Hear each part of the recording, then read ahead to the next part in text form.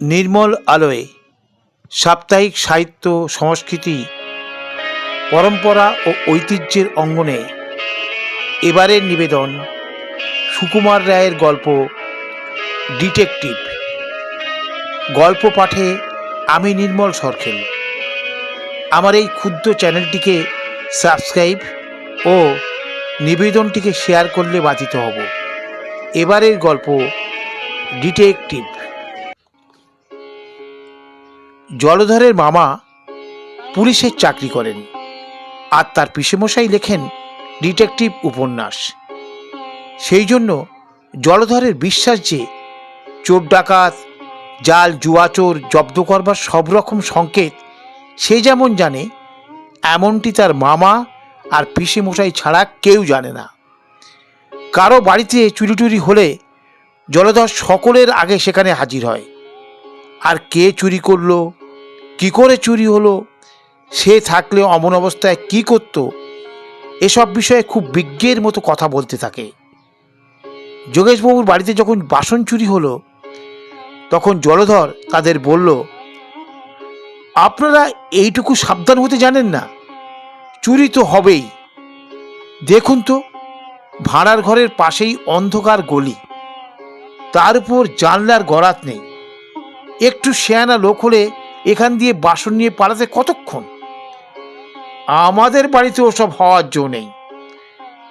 আমি রামদিনকে বলে রেখেছি, রোজ রাত্রে জানলার কাছে চাতালের উপর বাসনগুলো রেখে দিতে।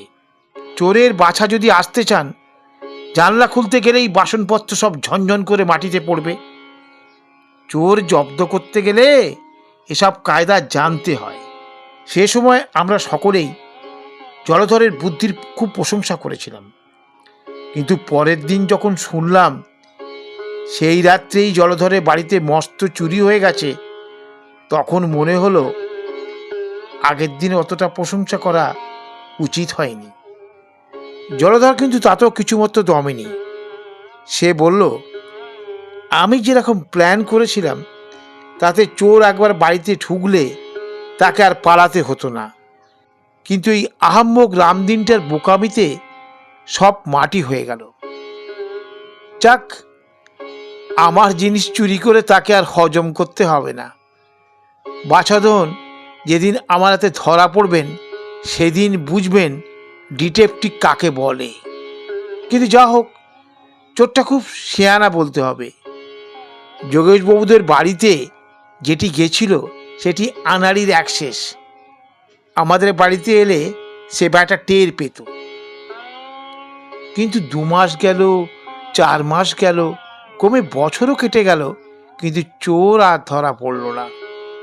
চোরের উপদ্রবের কথা আমরা সবাই ভুলে গেছি। এমন সময় হঠাৎ আমাদের স্কুলে আবার চুরির হাঙ্গামা শুরু হলো। ছেলেরা অনেকে টিফিন নিয়ে আসে, কিন্তু তা থেকে খাবার চুরি যেতে লাগলো। প্রথম দিন রামপদর খাবার চুরি যায়। সে বেঞ্চের উপর খানিকটা রাবড়ি আর লুচি রেখে হাত ধুয়ে আসতে গেছে। এর মধ্যে কে এসে লুচি টুচি বেমালুম খেয়ে গিয়েছে। তারপর কমে আরো 2-4টে ছেলের খাবার চুরি হলো। তখন আমরা জলধরকে বললাম, কে ডিটেকটিভ, এই বেলা যে তোমার চোর ধরা বুদ্ধি খোলে না, তার মানেটা কি বলো দেখি? জলধর বলল, আমি কি আর বুদ্ধি খাটাচ্ছি না, সবুর করো না। তখন সে খুব সাবধানে আমাদের কানে কানে এ কথা জানিয়ে দিল যে স্কুলের যে নতুন ছোকরা বেয়ারা এসেছে তাকে সে চোর বলে সন্দেহ করে, কারণ সে আসবার পর থেকেই চুরি আরম্ভ হয়েছে। আমরা সবাই সেদিন থেকে তার উপর চোখ রাখতে শুরু করলাম। কিন্তু 2 দিন যেতে না যেতেই আবার চুরি। পাগলা দাশু বেচারা বাড়ি থেকে মাংসের চপ এনে টিফিন ঘরের বেঞ্চের তলায় লুকিয়ে রেখেছিল। কে এসে তার আধখানা খেয়ে বাকিটুকু ধুলোয় ফেলে নষ্ট করে দিয়েছে। পাগলা তখন রাগের চোটে চিৎকার করে গাল দিয়ে স্কুল বাড়ি মাথায় করে তুলল। আমরা সবাই বললাম, আরে চুপ চুপ, অত চেঁচাস নে, তাহলে চোর ধরা পড়বে কি করে? কিন্তু পাগলাটা কি সেসব কথা শোনে? তখন জলধর তাকে বুঝিয়ে বলল, আর দুদিন সবুর কর, ওই নতুন ছোকরাটাকে আমি হাতে হাতে ধরিয়ে দিচ্ছি। এ সমস্ত ওরই কারসাজি। শুনে দাশু বলল, তোমার যেমন বুদ্ধি, ওরা হলো পশ্চিমা ব্রাহ্মণ, ওরা আবার মাংস খায় নাকি? দারোয়ানজিকে জিজ্ঞাসা করো তো গিয়ে। সত্যিই তো, আমাদের তো সে খেয়াল হয়নি। ও ছোকরা তো কতদিন রুটি পাকিয়ে খায়, একদিনও তো ওকে মাছ মাংস খেতে দেখি না। দাশু পাগলা হোক আর যাই হোক, তার কথাটা সবাইকে মানতে হলো। জলধর কিন্তু অপ্রস্তুত হওয়ার ছেলেই নয়। সে একগাল হেসে বলল, আমি ইচ্ছা করেই তোমাদের ভুল বুঝিয়েছিলাম। আরে, চোরকে না ধরা পর্যন্ত কি কিছু বলতে আছে? কোনো পাকা ডিটেকটিভ ওরকম করে না। আমি মনে মনে যাকে চোর বলে ধরেছি সে আমিই জানি। তারপর কদিন আমরা খুব হুঁশিয়ার ছিলাম। 8-10 দিন আর চুরি হয়নি। তখন জলধর বলল, তোমরা গোলমাল করেই তো সব মাটি করলে। চোরটা টের পেয়ে গেল যে আমি তার পিছনে লেগেছি, আর কি সে চুরি করতে সাহস পায়? তবু ভাগ্যিস তোমাদের কাছে আসল নামটা ফাঁস করিনি। কিন্তু সেদিনই আবার শোনা গেল স্বয়ং হেডমাস্টার মহাশয়ের ঘর থেকে তার টিফিনের খাবার চুরি হয়ে গেছে। আমরা বললাম, কইয়ে, চোর না তোমার ভয়ে চুরি করতে পারছিল না? তার ভয়ে যে ঘুচে গেল দেখছি।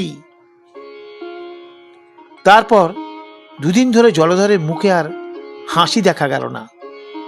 চোরের ভাবনা ভেবে ভেবে তার পড়াশোনা সব এমন গুলিয়ে গেল যে পণ্ডিত মহাশয়ের ক্লাসে সে আরেকটু হলেই মার খেত আর কি। দুদিন পরে সে আমাদের সকলকে ডেকে একত্র করলো আর বলল, তার চোর ধরার বন্দোবস্ত সব ঠিক হয়েছে। টিফিনের সময় সে একটা ঠোঁয়ায় করে সর ভাজা, লুচি আর আলুর দম রেখে চলে আসবে। তারপর কেউ যেন সেদিকে না যায়। স্কুলের বাইরে যে জিমন্যাস্টিকের ঘর আছে সেখান থেকে লুকিয়ে টিফিনের ঘরটা দেখা যায়। আমরা কয়েকজন বাড়ি যাওয়ার ভান করে সেখানে থাকবো, আর কয়েকজন থাকবে উঠোনের পশ্চিম কোণে ছোট ঘরটাতে। সুতরাং চোর যেদিক থেকেই আসুক, টিফিন ঘরে ঢুকতে গেলেই তাকে দেখা যাবে। সেদিন টিফিনের পর পর্যন্ত কারোর পড়ায় মন বসে না। সবাই ভাবছে কতক্ষণে ছুটি হবে আর কতক্ষণে চোর ধরা পড়বে। চোর ধরা পড়লে তাকে নিয়ে কি করা যাবে সে বিষয়েও কথাবার্তা হতে লাগলো। মাস্টার মহাশয় বিরক্ত হয়ে ধমক দিতে লাগলেন। পরে স্যার বিশ্বনাথকে বেঞ্চির উপর দাঁড়াতে হলো। কিন্তু সময়টা যে কাটতেই চায় না। টিফিনের ছুটি হতেই জলধর তার খাবারের ঠোঁয়াটি টিফিন ঘরে রেখে এলো। জলধর, আমি আরো 10-12 জন উঠোনের কোণের ঘরে রইলাম, আর একদল ছেলে বাইরে জিমন্যাস্টিকের ঘরে লুকিয়ে রইল। জলধর বলল, দেখ, চোরটা যেরকম শেয়ানা দেখছি আর তার যেরকম সাহস, তাকে মারধর করা ঠিক হবে না। লোকটা নিশ্চয়ই খুব সন্ডা হবে। আমি বলি, সে যদি এদিকে আসে তাহলে সবাই মিলে তার গায়ে কালি ছিটিয়ে দেবো আর চেঁচিয়ে উঠব। তাহলে দারোয়ান টারোয়ান সব ছুটে আসবে, আর লোকটা পালাতে গেলেও ওই কালির চিহ্ন দেখে ঠিক ধরা যাবে। আমাদের রামপদ বলে উঠল, কেন? সে যে খুব সন্ডা হবে তার মানে কি? সে তো কিছু রাক্ষসের মতো খায় বলে মনে হয় না।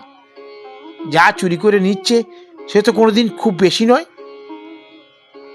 জলধর বলল, তুমিও যেমন পণ্ডিত, রাক্ষসের মতো খুব খানিকটা খেলেই বুঝি সন্ডা হয়?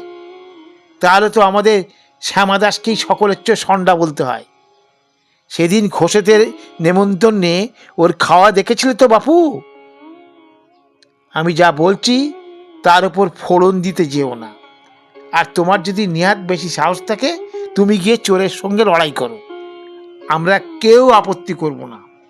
আমি জানি এ সমস্ত নেহাত যেমন তেমন চোরের সাধ্য নয়। আমার খুব বিশ্বাস যে লোকটা আমাদের বাড়িতে চুরি করেছিল এসব তারই কাণ্ড। এমন সময় হঠাৎ টিফিন ঘরের বাঁ দিকের জানলাটা খানিকটা ফাঁক হয়ে গেল, যেন কেউ ভেতর থেকে ঠেলছে। তারপরেই সাদা মতো কি একটা ঝুপ করে উঠোনের মধ্যে লাফিয়ে পড়ল। আমরা চেয়ে দেখলাম একটা মোটা হুলো বিড়াল, তার মুখে জলধরের সর ভাজা। তখন যদি জলধরের মুখখানা দেখতে, সে এক বিঘত উঁচু হাঁ করে উঠোনের দিকে তাকিয়ে রইল।